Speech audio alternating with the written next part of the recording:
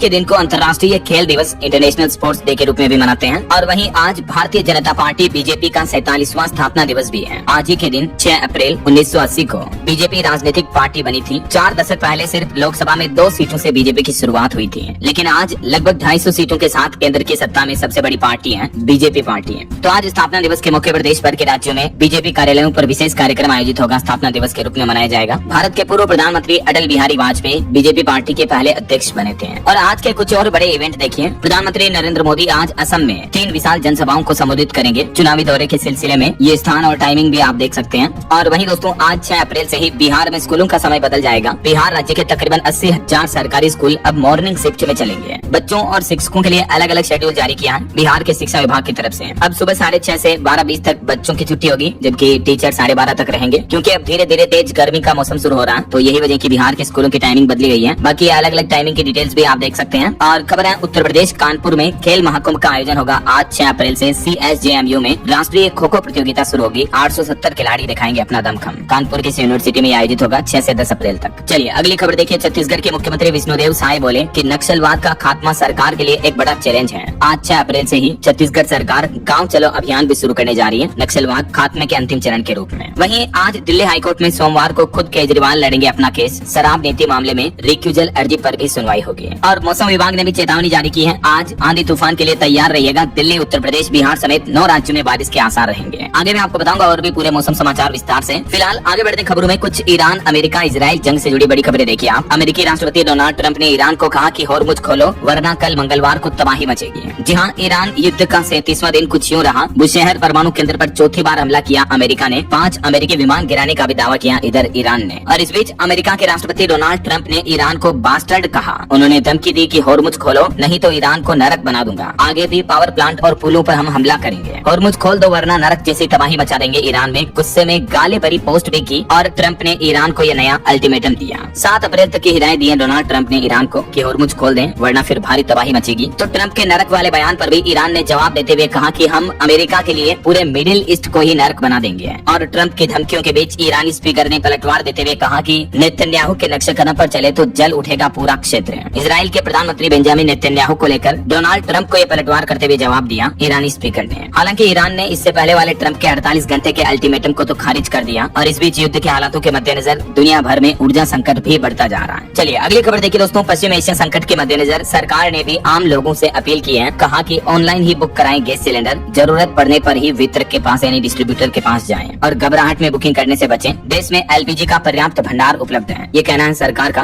और महंगाई पर बड़ी खबर देखिए दोस्तों। पेट्रोल डीजल के बाद अब CNG की कीमतों में भी बढ़ोतरी हुई। कई निजी कंपनियों ने कीमतें बढ़ा दी हैं। अब देश की कई प्राइवेट गैस कंपनियों ने अलग अलग राज्यों में CNG गैस की कीमतों में भी बढ़ोतरी की है। ये देख सकते हैं आप डिटेल्स भी। अडानी गैस, टोरेंट गैस और थिंक गैस ने लगभग 1.5 से 2.5 रुपए से लेकर 4 रुपए प्रति किलो तक भी बढ़ोतरी कर दी है। हाल ही में इससे पहले आपको पता होगा कुछ कंपनियों ने पेट्रोल डीजल के रेट्स भी बढ़ाए थे। तो अब ये CNG की कीमतों में भी बढ़ोतरी हो चुकी है। वहीं LPG गैस सिलेंडरों को सीधा गोदाम से बेचने पर बिक्री पर रोक लगा दी है। दिल्ली सरकार ने भी बड़ा कदम उठाया LPG संकट के बीच। अच्छा, वैसे महंगाई तो हमारे भारत में और बढ़ सकती है। देखिए मूडीज की रिपोर्ट सामने आ रही कि पश्चिम एशिया के तनाव का सीधा सीधा असर भारत पर भी पड़ेगा। देश में महंगाई बढ़ेगी, GDP वृद्धि दर भी गिरेगी। ये मूडीज की रिपोर्ट में जारी कुछ आंकड़े भी आप देख सकते हैं कि ईंधन और आपूर्ति संकट के चलते महंगाई का अनुमान भी इस साल बढ़ सकता है ऐसा। चलिए अगली बड़ी खबर देखिए। भारत के पड़ोसी देश नेपाल की सरकार ने बड़ा फैसला लिया। पेट्रोल डीजल की कमी को देखते हुए अब सप्ताह में 2 दिन छुट्टी रहेगी। शनिवार और रविवार 2 दिन अब सरकारी छुट्टी का फैसला किया है सप्ताह में, क्योंकि युद्ध की वजह से नेपाल में भी ईंधन संकट देखने को मिल रहा है। पेट्रोल डीजल की कमी हो रही है। तो अब सरकारी ऑफिसों में 5 दिन ही काम होगा, 2 दिन का अवकाश रहेगा। और इस बीच देखिए अगली बड़ी खबर। कुछ मीडिया रिपोर्ट्स में दावा किया जा रहा है कि अमेरिका के राष्ट्रपति डोनाल्ड ट्रंप अस्पताल में भर्ती हुए हैं। सोशल मीडिया पर हड़कंप सा मच गया। उसके बाद अमेरिकी व्हाइट हाउस की तरफ से क्लियरिफिकेशन जारी किया और उन्होंने कहा कि ये दावे और भ्रम जो फैलाए जा रहे हैं ये पूरी तरह से अफवाह है ऐसा। और ईरान ने जो अपने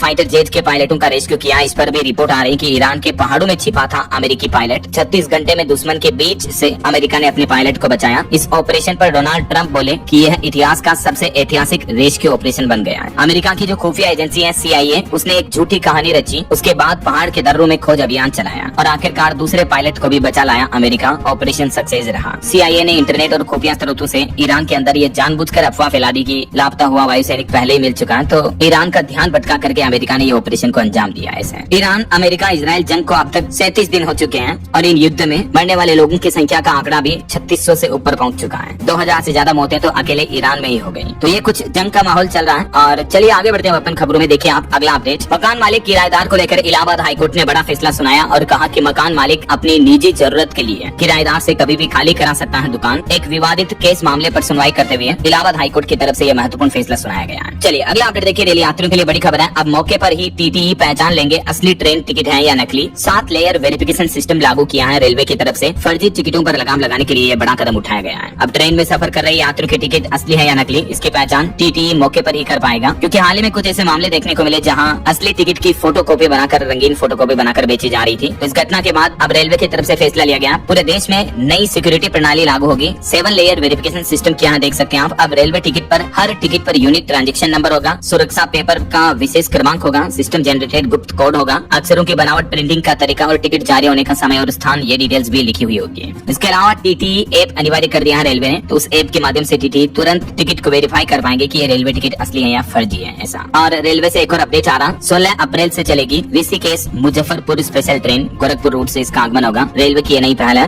दोस्तों आजकल सब लोग स्टॉक मार्केट में इंटर कर रहे हैं, लेकिन सिर्फ एंट्री लेना काफी नहीं होता। सही अप्रोच और टूल्स होना इक्वली इम्पोर्टेंट है। क्योंकि बिना क्लैरिटी के लिए गए डिसीजन अक्सर कंफ्यूजन क्रिएट कर देते हैं। और इसीलिए जरूरी है कि एक ऐसा प्लेटफॉर्म जो आपकी जर्नी को सिंपल और स्मार्ट बना दे। ऐसे में ब्लिंकएक्स एक स्मार्ट और सीमलेस ट्रेडिंग प्लेटफॉर्म है जो आपको देता है जीरो ब्रोकरेज के साथ पावरफुल फीचर्स का कॉम्बो। ब्लिंकएक्स अपने नए यूजर्स को 2 महीने का जीरो ब्रोकरेज प्लान बिल्कुल फ्री दे रहा है। इसका मतलब आप एफ&ओ, equity delivery, intraday, currency trading और आईपीओ में 2 महीने तक बिना ब्रोकरेज के ट्रेड कर सकते हो। और यही नहीं, ब्लिंकएक्स ऐप पर आपको मिलती है फ्री रिसर्च कॉल्स जहां सेबी रजिस्टर्ड एनालिस्ट द्वारा आपको गाइडेंस मिलती है कौन से स्टॉक्स में कब एंट्री और कब एग्जिट लेना सही रहेगा, वो भी टाइम फ्रेम विजिबिलिटी के साथ। और ऑप्शंस ट्रेडर्स के लिए ब्लिंकएक्स का फ्लैश ट्रेड फीचर काफी यूजफुल है। यह फीचर एटीएम यानी at the money, highest open interest और मोस्ट ट्रेडेड कॉन्ट्रैक्ट्स के बेसिस पर टॉप ऑप्शंस को फिल्टर करता है। हर कैटेगरी के टॉप 5 कॉन्ट्रैक्ट्स आपको डायरेक्टली ऐप पर मिल जाते हैं, जिससे आप सिर्फ एक क्लिक में ट्रेड एग्जीक्यूट कर सकते हो, फास्ट और हसल फ्री।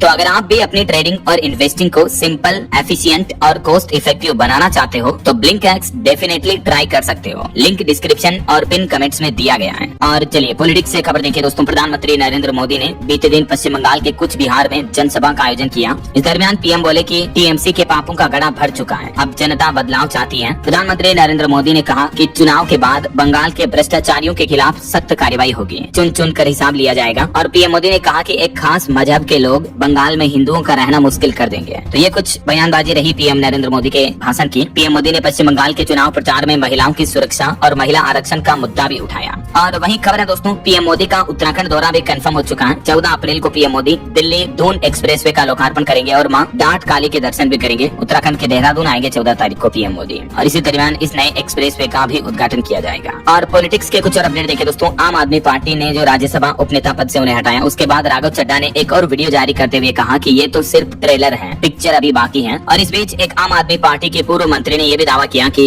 राघव चड्ढा ने मोदी और बीजेपी की आलोचना वाले पोस्ट भी डिलीट कर दिए। ये स्क्रीनशॉट भी शेयर किए। इस बीच एक दिन पहले राघव चड्ढा ने यह भी कहा था कि मैं संसद गाली देने, माइक तोड़ने नहीं गया, मेरे खिलाफ इस तरह का सोची समझी साजिश का कैंपेन चलाया जा रहा है। तो ये कुछ राजनीतिक बयानबाजी चल रही है। और चलिए अगली बड़ी खबर देखिए दोस्तों। एक चौंकाने वाली रिपोर्ट सामने आ रही कि चुनावी रेवड़ियों से राज्यों का कर्ज बढ़ता जा रहा है। जैसे लाडली बहना योजना के कारण मध्य प्रदेश राज्य का कर्ज रेड लाइन में पहुंच गया है। महाराष्ट्र में तो राशन किट योजना को भी बंद करना पड़ा। अक्सर चुनाव में जो घोषणाएं करती हैं सरकारें, फ्री राशन, महिलाओं को हर महीने नकद रुपए दिए जाते हैं, इस तरह की जो मुफ्त की रेवड़ियों वाली योजनाओं वाले जो राज्य हैं, उन राज्यों पर ये योजनाएं अब बड़ा बोझ बनती जा रही है। राज्यों पर भारी भरकम कर्ज हो रहा है। ये कुछ राज्यों की डिटेल्स भी आप देख सकते हैं। चुनावी घोषणाओं का बोझ कितने करोड़ है राज्यों पर, जो कि उन राज्यों की कुल जीडीपी के मुकाबले भी लगभग 1/3 से भी ज्यादा है। देखिए जरा, तो इस पर आपका क्या कहना है दोस्तों? क्या जो राज्य सरकारें इस तरह से हर महीने महिलाओं को पैसे बांटती हैं या ऐसी जो फ्री की रेवड़ियों की योजना चलाई जाती है, इन्हें बंद कर देना चाहिए या चालू रहने देना चाहिए? आपकी क्या राय है इस पर कमेंट करके बताइएगा जरूर। और अगली बड़ी चौंकाने वाली रिपोर्ट देखे दोस्तों। देश के 17.5% फूड सैंपल फेल हुए हैं। FSSAI ने एक रिपोर्ट जारी की जिसने पूरे फूड सिस्टम की पोल खोल कर रख दी है। आखिरकार मिलावटी खाने पीने की चीजों को रोकने के मामले में भारत फिसड्डी साबित साबित हो रहा है। संसद में पेश FSSAI की जो ऑफिशियल रिपोर्ट है उसके डेटा काफी चिंताजनक है। भारत में खाद्य मिलावट का स्तर बहुत ज्यादा है। खुद केंद्र सरकार की तरफ से रिपोर्ट जारी की गई डेटा आप देख सकते हैं। चलिए अगला अपडेट देखिए। सुप्रीम कोर्ट ने देश की महिलाओं को लेकर गंभीर टिप्पणी की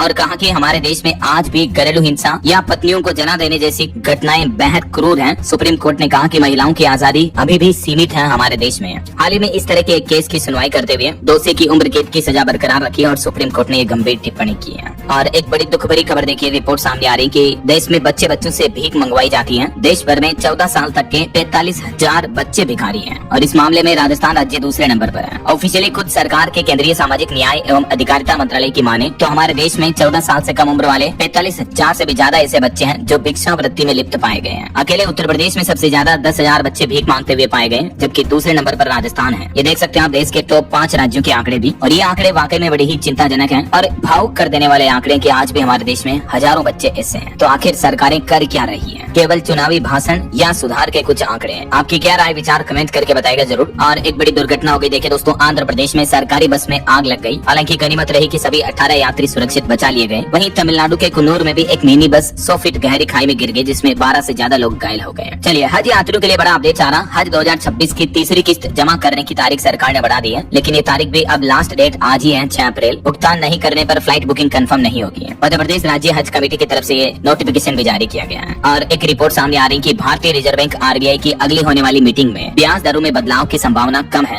SBI रिसर्च रिपोर्ट में बताया गया कि ग्लोबल अनिश्चितता और कच्चे तेल की कीमतें इसके पीछे कारण रहेगी। अभी रेपो रेट 5.25% पर चल रही है, तो रिजर्व बैंक इसे और नहीं घटा सकता है, ऐसी रिपोर्ट सामने आ रही है। क्योंकि इजराइल, ईरान, अमेरिका के बीच जो जंग चल रहा, इन युद्ध के हालातों ने पूरी दुनिया को संकट में डाल दिया है। चलिए बड़ी खबर देखिए। जो पिछले साल एयर इंडिया का हादसा हुआ था गुजरात अहमदाबाद में, इस हादसे से पीड़ित परिवारों ने अब ब्लैक बॉक्स का डेटा जारी करने की मांग की और इस संबंध में प्रधानमंत्री नरेंद्र मोदी को पत्र भी लिखा। प्लेन हादसे के पीड़ित परिवारों ने PM को लेटर में कहा कि हम पैसे नहीं, हादसे की वजह जानना चाहते हैं और ब्लैक बॉक्स का डेटा भी सार्वजनिक करने की मांग की है। चलिए अगली खबर देखिए। एक साल में 11,810 करोड़ रुपए खर्च किए गए नशा मुक्ति जैसी कई योजनाओं पर। Ministry of social justice and empowerment की तरफ से ये डेटा जारी किए गए। सामाजिक न्याय और अधिकारिता विभाग के द्वारा ये खर्चों का आंकड़ा जारी करते हुए बताया कि नशा मुक्ति, सफाई कर्मियों के कल्याण, वरिष्ठ नागरिकों, ट्रांसजेंडर समुदाय और भिक्षावृत्ति में लगे लोगों के पुनर्वास से जुड़े कार्यक्रमों पर पहले के मुकाबले इस साल ज्यादा खर्च किया गया है। चलिए अगला अपडेट देखिए दोस्तों। उत्तर प्रदेश में शिक्षक भर्ती का रास्ता साफ हुआ। अगले सप्ताह लाइव होगा ई-अधियाचन पोर्टल पे।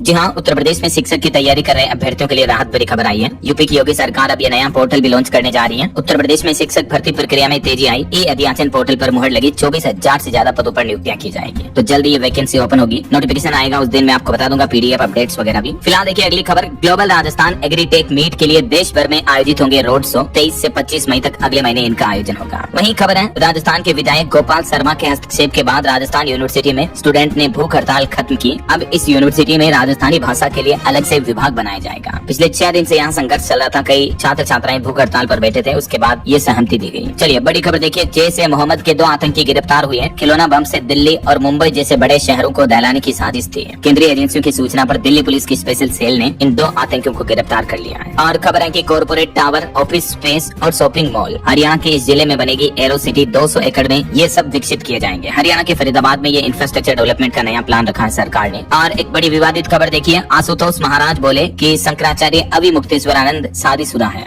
चाहे तो उनका DNA कर लो। नंदिनी नाम की गर्लफ्रेंड से उनकी शादी हुई और उनका बेटा विद्यापीठ में संस्कृत पढ़ रहा है। ये आशुतोष महाराज वही हैं जिन्होंने अविमुक्तेश्वरानंद पर यौन उत्पीड़न की FIR दर्ज करवाई और अब उन्होंने वीडियो जारी करते हुए शंकराचार्य पर शादीशुदा होने के आरोप लगाए। बोले कि उनकी पत्नी और बेटा भी है, चाहो तो DNA टेस्ट करवा लो। इधर शंकराचार्य ने भी कहा कि RSS प्रमुख मोहन भागवत शादी करके बच्चे क्यों नहीं पैदा करते। विपक्ष के समर्थन के सवाल पर भी उन्होंने कहा कि जो हमारी सुनेगा उसके साथ खड़े रहेंगे। तो ये वाद विवाद और टिप्पणियां देखने को मिल रही हैं। इस बीच देखिए अगली बड़ी खबर। स्कूल बसों का लंदन जैसा हाईटेक नेटवर्क तेलंगाना में बनाया गया। एक रूट के कई स्कूलों के लिए साझा बसें होंगी। खास ऐप से जुड़ेंगे पेरेंट्स, स्कूल और बस ऑपरेटर भी हैं। जी हाँ, तेलंगाना की राजधानी हैदराबाद का हाईटेक इलाका साइबराबाद अब बड़े बदलाव की दहलीज पर है। स्कूल बसों को लेकर यहाँ एक नया हाईटेक एडवांस सिस्टम तैयार किया जा रहा, जिससे कि ट्रैफिक जाम, स्कूल छोड़ते वक्त अफरा तफरी, इस तरह की घटनाएं नहीं होगी। AI से रूटिंग होगी और पुलिस कंट्रोल रूम से स्कूल बसों की डायरेक्ट कनेक्टिविटी रहेगी ऐसा। और बॉलीवुड से एक खबर देखिए दोस्तों। फटे जूते में दिखे सलमान खान। तो सोशल मीडिया पर कुछ लोग बोले कि उनके पिता सलीम ने उनको गिफ्ट किए, इसलिए पुराने होने पर भी ये जूते पहन रहे हैं। बाद में पता चला कि ये लाखों के लग्जरी शूज हैं। मतलब ये फटे हुए जूते जो गरीब लोग मजबूरी में पहनते हैं वैसे नहीं है, बल्कि ये फैशन वाले जूते हैं जिनकी कीमत लाखों में है। जैसे पहले फटी हुई जींस की भी फैशन काफी क्रेज में थी।